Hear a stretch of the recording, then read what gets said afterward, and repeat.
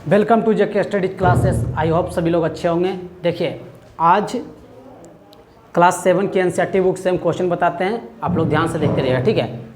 और समझ में आएगा तो कमेंट में यस जरूर करिएगा, हाँ जरूर लिखिएगा, ठीक है। बोल रहा है क्या, देखिए बोल रहा है प्रयत्न और भूल विधि से निम्नलिखित समीकरण को हल कीजिए, है ना। बोल रहा है समीकरण को हल कीजिए। ये समीकरण दिया हुआ है, ठीक है, ये समीकरण ही है, ये समीकरण दिया हुआ है, ठीक है। इसको हाँ सॉल्व करना है। देखिए समीकरण क्या दिया हुआ है, यहाँ लिखते हैं, ठीक है।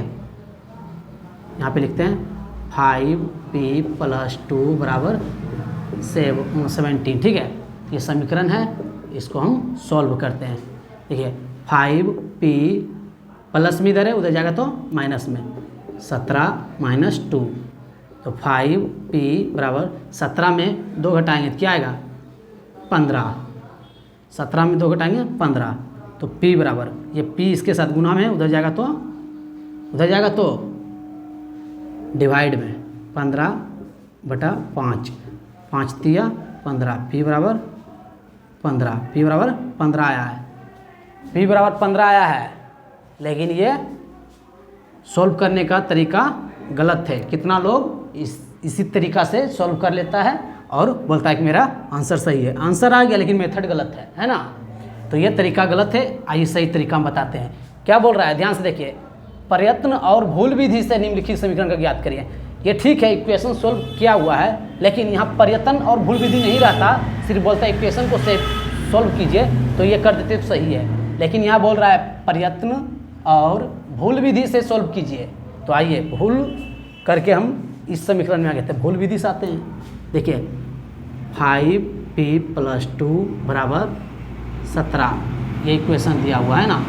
भूल विधि से नियम ये होता है कि अगर ये +2 है तो इसको हमको ख़त्म करना है, मतलब LHS और RHS है ना।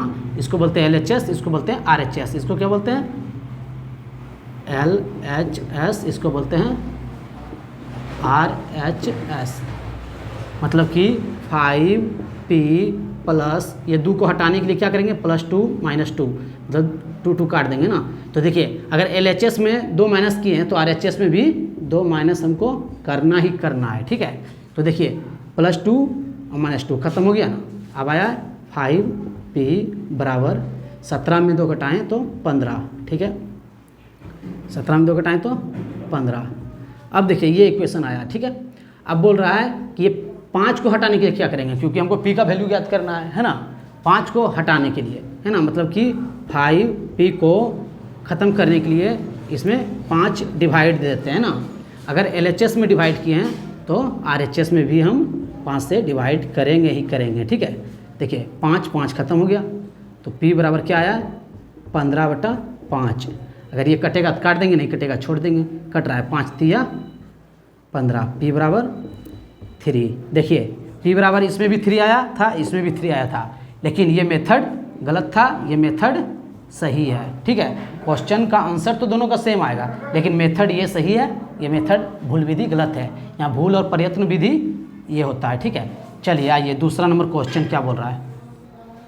क्वेश्चन नंबर दूसरा देखिए क्या बोल रहा है। बोला 3m - 14 = 4, है ना, दिया हुआ है। बोल रहा है क्या, इसको भूल और प्रयत्न विधि से सोल्व करिए। तो देखिए 3m - 14 को ख़त्म करने के लिए हम +14 कर सकते हैं, तो ना दोनों को काटेंगे, +14। अगर LHS में 14 प्लस किए हैं तो RHS में भी 14 प्लस करेंगे। 14 प्लस LHS में भी कर दिए, LHS में भी कर दिए, RHS में भी कर दिए। ये देखिए = के इस तरफ है, या = के इस तरफ है, इसको बोलते हैं LHS, इसको बोलते हैं RHS। 14 काट दिए तो 3m बराबर आ जाएगा, ये माइनस प्लस वाला कट गया है ना, तो 4 + 14 बराबर हो जाएगा 18, है ना। अब देखिए ये 3 को ख़त्म करने के लिए हमको क्या करना पड़ेगा, 3m में 3 से डिवाइड ही देंगे। तो LHS में अगर 3 से डिवाइड दे रहे हैं तो RHS में भी 3 से डिवाइड देंगे। देखिए ध्यान से, 3 कट गया ना, m बराबर क्या आ जाएगा 18/3। अगर m बराबर 3 से 18 कटता है या नहीं कटता है हम चेक कर लेते हैं। देखिए 6 का 6 बचे 18, मतलब 3 × 18 है ना। मतलब कि तुम्हारा आ गया m बराबर 6, है ना। ये मेथड से मेरा क्वेश्चन आंसर सही हो जाएगा। इतना करने के बाद मेरा क्वेश्चन का आंसर सही हो जाएगा। धन्यवाद। ठीक है।